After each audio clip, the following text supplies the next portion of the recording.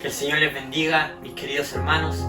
Los saludo a cada uno de ustedes con la paz y con el amor de nuestro Señor Jesucristo. Espero que hayan tenido un día bendecido, un día fortalecido en Dios. En este día quiero compartirle un mensaje, el cual se va a encontrar en 2 de Timoteo, capítulo 2. Este mensaje lleva por título Un buen soldado de Jesucristo. ¿Cuántos de nosotros queremos ser buenos soldados de Jesucristo? Y cuando llegue el día, Dios nos diga: buen siervo, sobre poco has sido fiel, sobre mucho te pondré, entra en el gozo de tu Señor. Son palabras que todo hijo de Dios quisiera escuchar. Leemos esta palabra en el nombre del Padre, del Hijo y del Espíritu Santo. Amén.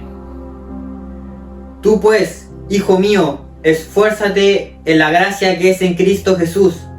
Lo que has oído de mí ante muchos testigos, esto encarga a hombres fieles que sean idóneos para enseñar también a otros. Tú pues, sufre penalidades como buen soldado de Jesucristo. Ninguno que milita se enreda en los negocios de la vida, a fin de agradar a aquel que lo tomó por soldado. Y también el que lucha como atleta no es coronado sino lucha legítimamente. El labrador, para participar de los frutos, debe trabajar primero.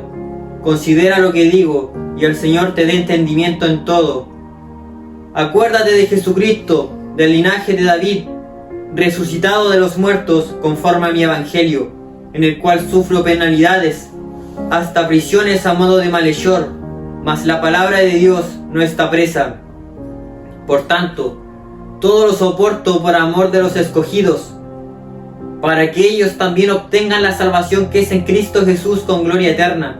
Palabra fiel es esta: si somos muertos con Él, también viviremos con Él. Si sufrimos, también reinaremos con Él. Si le negaremos, Él también nos negará.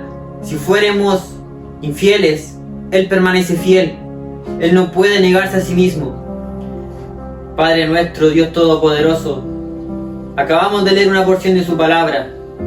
Que en esta hora cualquier espíritu que no glorifique su nombre sea hallado fuera. Que solamente la voz de su palabra se oiga en este lugar. Use mi vida, use mis labios, para que esta palabra pueda ir con poder y con autoridad a todo el que está escuchando. En el nombre del Padre, del Hijo y del Espíritu Santo. Amén.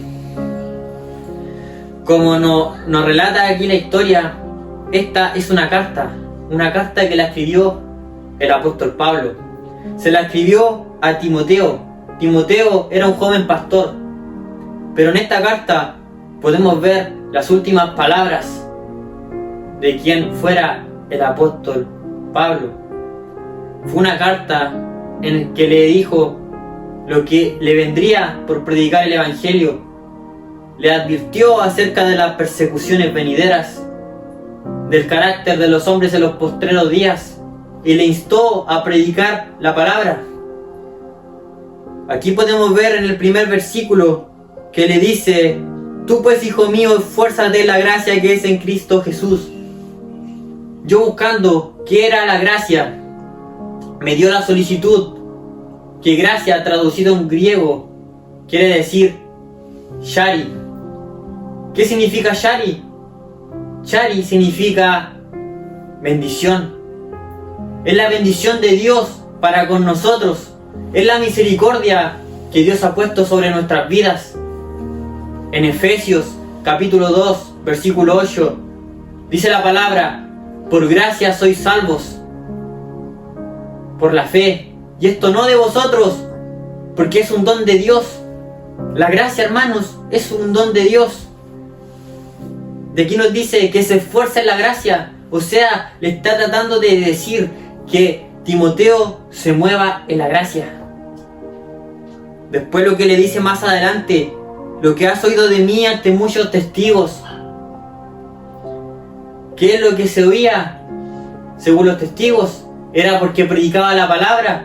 El apóstol Pablo era conocido por predicar la palabra.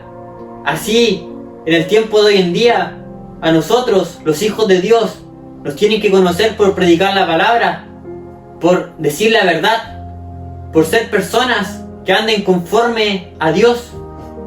por ser personas valientes, por ser personas que le digan que no al pecado y al mundo.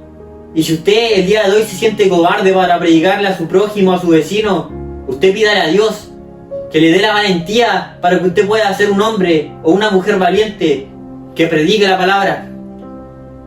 Después lo que nos dice más abajo, esto encarga a hombres fieles que sean idóneos para enseñar también a otros. Que este encargo de predicar la palabra se le da a los hombres fieles, a los hombres que trabajan lo que Dios les ha dado. Podemos ver en la parábola de los frutos, cuando aquel obrero escondió el talento que le dio su Señor, y después de volver el Señor de un largo viaje, le dijo: pero tú, ¿qué has hecho con el talento que yo te he dado? Y él dijo: yo lo escondí porque tuve miedo. No seamos como ese tal obrero, sino lo que Dios nos ha dado por misericordia, usémoslo y seamos hombres fieles y mujeres fieles, que estemos dispuestos a trabajar en la obra de Dios, porque Dios no está buscando vasijas de oro ni de plata. Dios está buscando vasijas dispuestas. Y después de todo esto le dice: tú pues sufre penalidades como buen soldado de Jesucristo. En los versículos que vienen ahora, la palabra de Dios nos habla acerca de las 3 dimensiones del Evangelio. La primera dimensión es la guerra, la segunda dimensión es la carrera y la tercera dimensión es el campo de trabajo. En la primera le dice: sufre penalidades como buen soldado de Jesucristo. Ninguno que milita se enreda en los negocios de la vida a fin de agradar a aquel que lo tomó por soldado.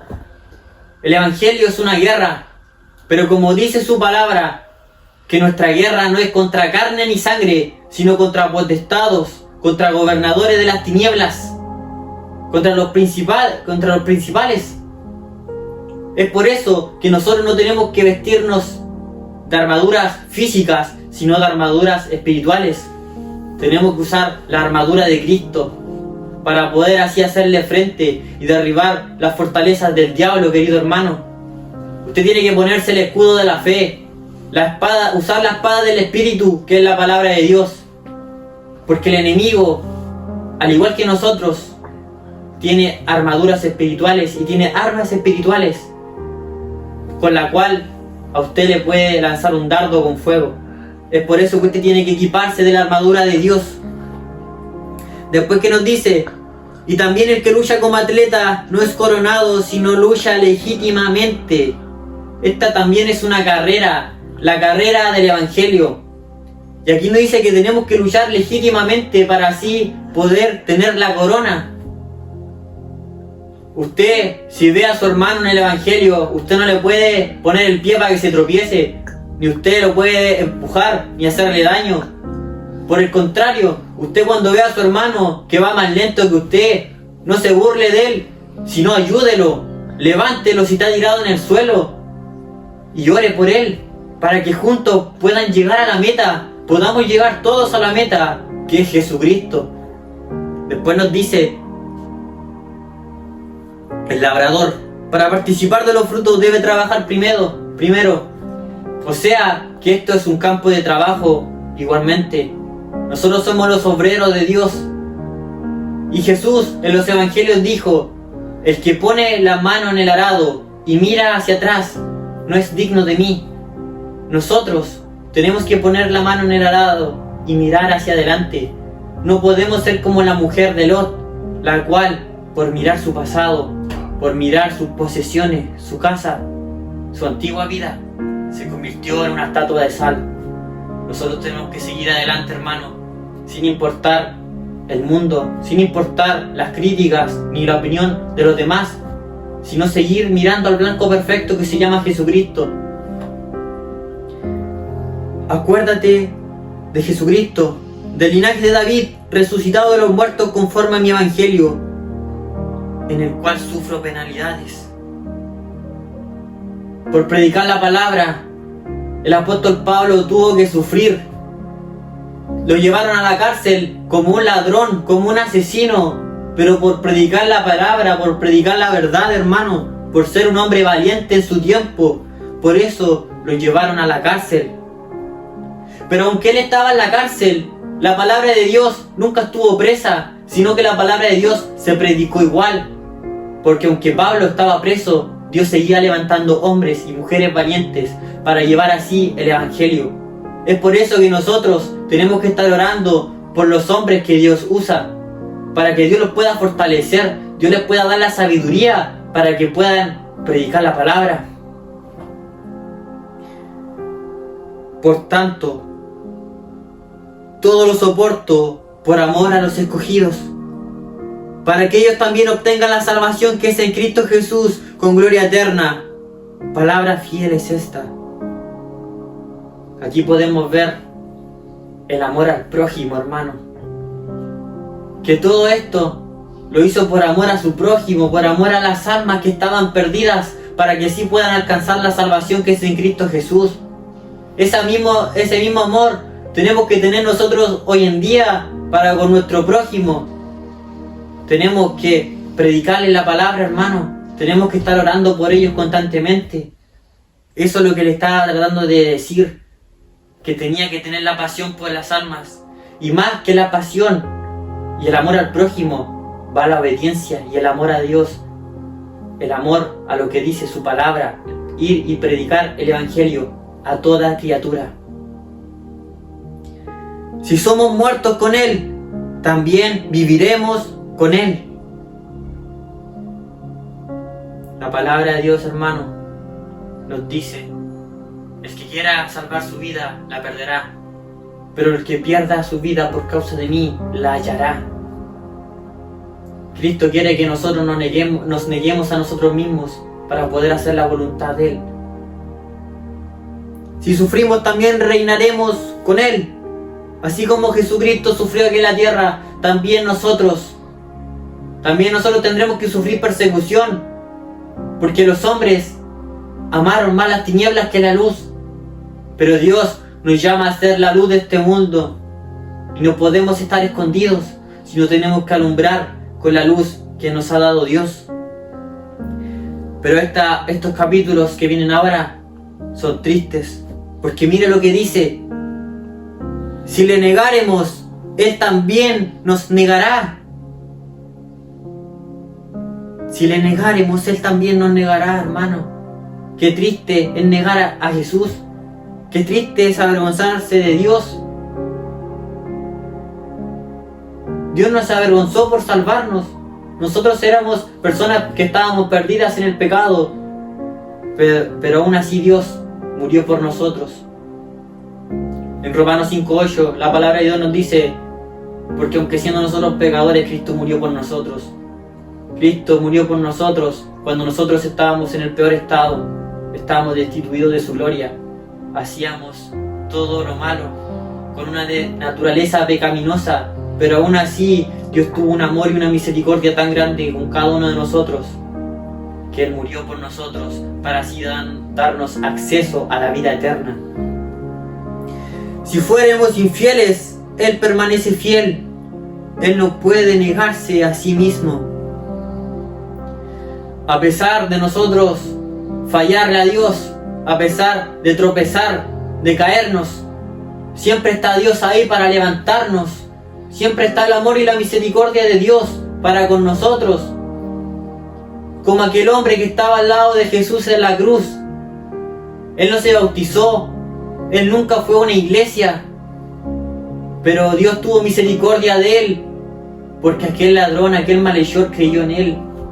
Es por eso que el día de hoy, querido hermano, si tú no has aceptado a Cristo, no esperes hasta el día de mañana, porque así como ese malhechor, ya no había un día de mañana, sino que el día de mañana era la muerte. Así puede pasar con tu vida. Es por eso que es mejor aceptar a Cristo hoy que tienes la oportunidad. Aunque estés al borde de la muerte, en una camilla de un hospital, nunca es tarde si tienes vida para aceptar a Jesús.